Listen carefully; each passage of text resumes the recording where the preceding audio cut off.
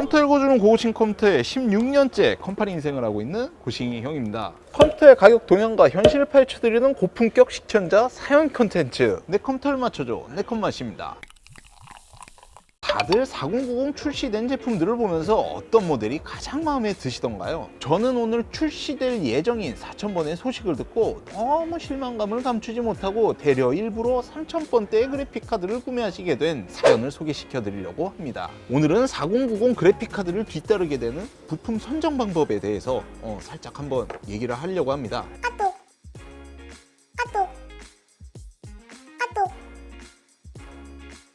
4000번을 누구보다 기다리셨던 분 중에 한 분이셨습니다. 타겟은 4080 이상급의 그래픽을 보고 있었었는데 한 달여 전 4000번대 출시 소식이 나왔을 때 4000번의 가격 소식과 하드웨어 소식에 너무 실망한 나머지 3090 Ti를 구매하게 됐습니다. 원래는 3090으로 가려고 했는데 물건이 별로 없기도 했고 가격적으로 3090 Ti 제품이 좀 더 저렴한 제품도 있었던 시기였던지라 Ti로 가게 됐네요. 한 달 전에 나오지 않았지만 현 시점에서 4090이 출시되어서 특가 가격이라고 뿌려지고 있는 현 시점에서 일단 요번 4090 제품은 기존 전에 있었던 3000번대에서 정복하기 힘들었던 4K 게임을 충분히 정복하고 100프레임 이상을 뽑아내기 시작했습니다. 우리네 컷맛은 초보적인 이야기니까 해상도 이야기도 잠시 하고 지나가겠습니다. 4K의 경우 가로 3840개, 세로 2160개, 총 830만 개의 QHD, 가로 2560개에 1440개, 360만 개, FHD 가로 1920개에 1080개, 총 207만 개. 만단위 이하는 날렸는데 뭐 여튼 이 정도의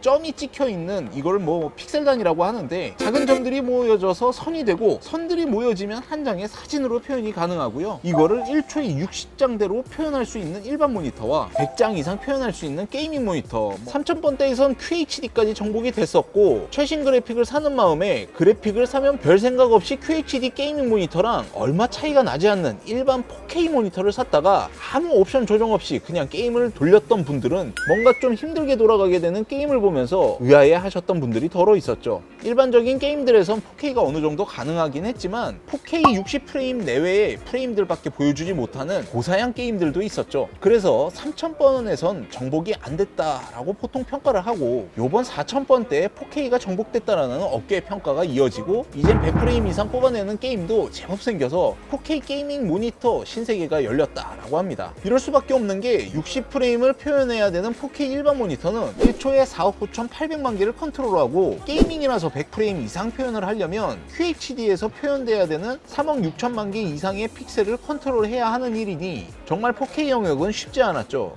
물론 이렇게 산수적으로 표현할 일이 아니긴 합니다만 해상도가 깡패다, 영역 자체가 그만큼 높다, 이런 이야기를 하고 싶었습니다. 요번 4090 제품에도 약간 그런 느낌이 들어가 있습니다. 그래픽카드의 성능은 게임에서 7할 이상 하는 것도 맞지만 그래픽카드와 가장 밀접한 관련이 있는 제품은 파워입니다. CPU 간 성능 차이로 나오게 되는 병목이나 다른 요인도 있긴 하지만 효율이 안 좋아지는 거지 안 되는 건 아니니까 이건 차차 설명드리고요. CPU 전력량과 함께 고려해서 파워를 구매하셔야 하는데 일단 4090에 들어가는 파워는 일반적으로 우리가 봤던 8핀 4개가 들어가야 되는 전력량을 버틸 수 있는 상황이어야 되고 여러 가지 문제로 좀 더 강력한 그런 단자가 필요했습니다. 그래픽카드에 들어가는 전력이 조금씩 다르긴 하지만 500W 가까이 먹게 됐거든요. 그래픽카드 한 장이 컴퓨터 본체만큼의 전력을 먹는 상황이 되다 보니까 좀 더 강력한 파워, 예를 들자면 172,200번 이상 껐다 키면서 고장이 없어야 되고 12VH PWR 하나 이상 제공되어야 한다든지 이런 것들이 포함된 파워, 즉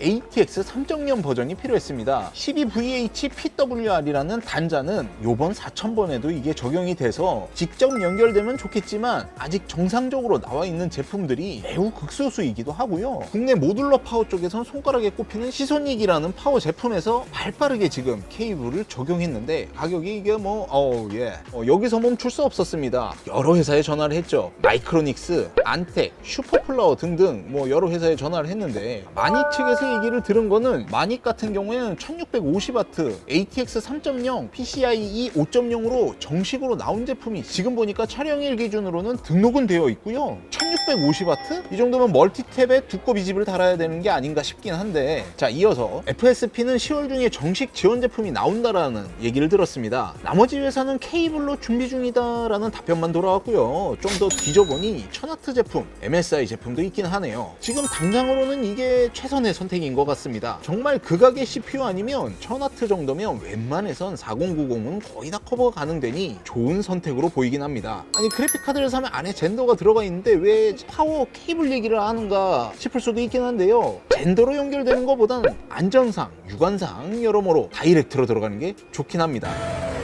이 그래픽카드가 잘 일을 하려면 이걸 받쳐줄 수 있는 CPU도 중요하긴 한데, 원래 CPU가 명령을 내리는 거거든요. 조금 더 상급 개념인데 뭐 어쩌다가 받쳐준다고 하네요. CPU가 그래픽의 장면을 요청하고 들어오는 장면을 다시 CPU가 정리를 해서 화면을 표현을 합니다. 이 상관관계는 이 영상이 끝나고 궁금하신 분들은 한번 보셔도 좋을 것 같습니다. 그래서 장면수가 작았던 3000번까지만 해도 CPU가 뭐 팽팽 놀고 있었는데, 이제 장면수가 많아져서인지 4090을 정상적으로 병목 없게 사용하려면 높은 CPU가 필요합니다. 게이밍킹의 5800X3D i9급의 CPU가 꼭 있어야 된다까지는 아니고, 이 그래픽카드의 효율을 뽑아내기 위해선 있으면 좋다 정도의 느낌입니다. 그래픽카드 가격이 제일 싼 게 250만원에서 뭐 왔다 갔다 하니까 4K가 대략적으로 100프레임 정도 뽑는다고 할 때 10프레임당 25만원 정도 된다 생각을 하면요, 10프레임이 떨어지면 25만원이 손해인데 저라면 최대한 뽑아내고 싶을 것 같아요. 신성조님의 표에도 있죠. 5800X3D